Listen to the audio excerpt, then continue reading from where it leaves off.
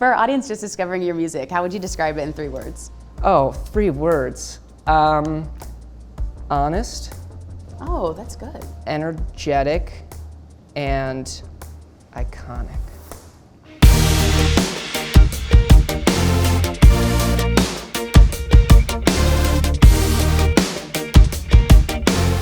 Hey friends, it's your girl Emily Curl at iHeartRadio, and today we're hanging out with singer and songwriter Patrick Martin. Patrick, it's good to see you. Nice to meet you. Nice to see you. A Happy New Year. Thank you. It's great. It's been a crazy new year. Yeah, have you had a good year so far?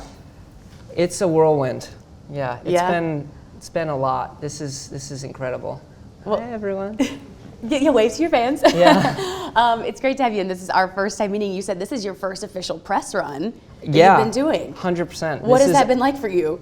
I went from like sitting in my undies in my living room in LA to doing this like in a day. So this is amazing. So this is yeah, great. This is just like, whoa. Hi everyone.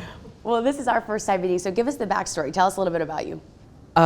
There's a lot, I guess, but yeah, just kind of been chipping away at this body of work for a couple of years now. Kind of just like I had a couple releases in like 2018, 2019, and then COVID hit. And so it was kind of like, okay, do I try and release during COVID, or do I just kind of go in the cave?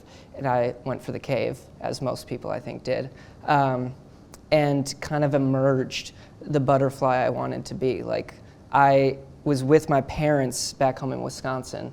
Okay, so Wisconsin's home for you. Wisconsin's home, yeah. Okay. And so it was this kind of like back to my roots, you know, hanging out with my parents all the time, and it just kind of like, it was like the nutrients I think my music needed in order to find what I was looking for. I went home during COVID too with my parents in Georgia, and I really missed that. I forgot how nice it is to have your parents as roommates. And it's like I feel like now that we're at this age, it's like I want to spend time with my parents. Like I want to just hang out with them and watch movies, and it was a blessing in many ways. I mean, again, worst thing our world has been through in a while, but I enjoyed it with my parents. Did you grow up in a musical family? Like walk me through what that was like for you.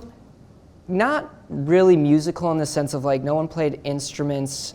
I did have a cousin who was really good at guitar, and that kind of sparked my interest in guitar. And then my brother and I both got a guitar and a bass for Christmas one year. So oh it my was God, like, your parents actually are angels, because I'm sure you guys were playing. well, I that. was desperate for a guitar. I was like 8 years old and was like, this is what I want to do. Like, I need a guitar. And they got me this little red guitar from like, it's probably from Target or something. Like, it was not, you know, it was far from like a Strat or something like that. But yeah, kind of started playing. My parents kind of nurtured that. We took lessons for a little bit, and then I just had that like passion, and it became like my escape. I was very anxious growing up, so it was like one of those things that I could just be alone and play, and I was so present.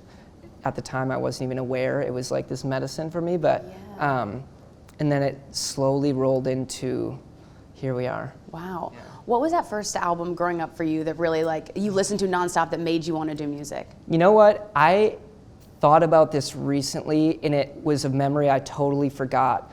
One of my good friends in like preschool, elementary school, his mom burned me the Beatles 1 album.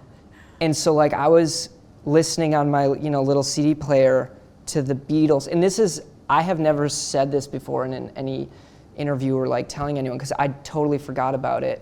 But it was, she even printed out the sticker to go over the album so I knew which one it was. Aww. And that was like, I feel like probably a early introduction to like really incredible songwriting. Yeah. But other than that, maybe like Rumors, like my parents were huge Fleetwood Mac fans.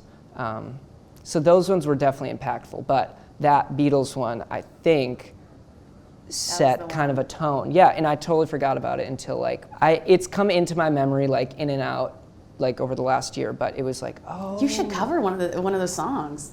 I have posted 1 or 2 on my TikTok if anyone's watching. So you're 8 years old, you have this dream, you get a guitar, you're listening to music, you're songwriting. How do you make it happen? How are you sitting here today? It wasn't me. It was a lot of all these folks. It was like... You have the best team, by the way. They're all back here, you can't see. But I feel like, I don't know, it's one of those things where it's like, it's hard. There's no like path. Like it really is. Like you constantly are looking at other people and seeing like, okay, what did they do? Who did they meet? What did they post? All these things. But at the end of the day, I think it's just like, I love writing songs and I love making music. And I've been doing this for a long time. Yeah. And I feel like anything that if you commit to it in that way and you're like just kind of ignorant to the fact that a lot of people don't get to go all the way or get to do this kind of thing, you get to do it. Like you have to be kind of like throw yourself off the cliff and be like, well, I don't want to do anything else, and so I'm going to take the risk. And I guess after however many years, you kind of get here. For our audience just discovering your music, how would you describe it in 3 words? Oh, 3 words. Honest. Oh, that's good. Energetic and iconic. Iconic. Ooh. The team, yes. That was like, because I couldn't think of another word. I was thinking, what would RuPaul say? Oh, yeah, love. You also have new music dropping. Tell us about Dandelion. This is the first kind of body of work that it feels like this is, like that's why I said honest. Like, I think in the past I've felt a little bit like at odds with the game and wanting to kind of fulfill what is expected or fulfill what I think people will gravitate to. But this body of work is truly what is in me and what I feel is the best representation of how I feel, what I want to create. So this Dandelion Eyes is really kind of the leader of like setting the tone for the whole body of work. And it's a song about, this cosmonaut out in the cosmos, like looking at Earth and just like kind of feeling this longing for all the things that were left behind. And it's a love song to Earth, and Dandelion Eyes is the nickname this person has given to our planet.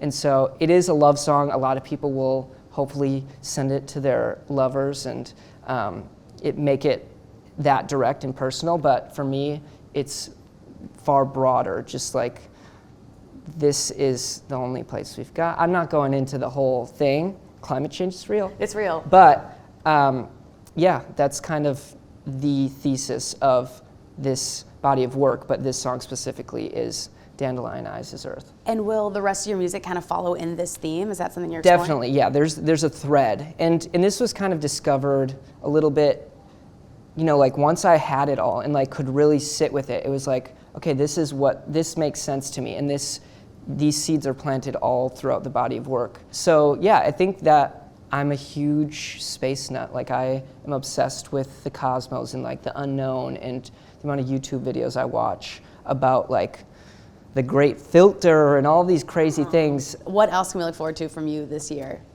Hopefully a lot of performing. I'm desperate to get back on the road. It's been quite a while, and my dancing shoes are polished, ready to go. So performances, shows everywhere, and then more music, like a lot more music. So yeah, I've just been sitting here patiently waiting, and now it's time. Now it's time. Yeah. Well, Patrick, we're so excited for you. So nice to chat with you. Thank you for so coming much. in. Can we give it up one time for Patrick Martin in iHeartRadio?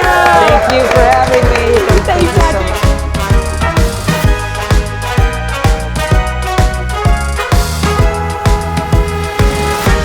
Thanks so much for watching. Did you like that video? You can check out more over here. And don't forget to subscribe to iHeart right here.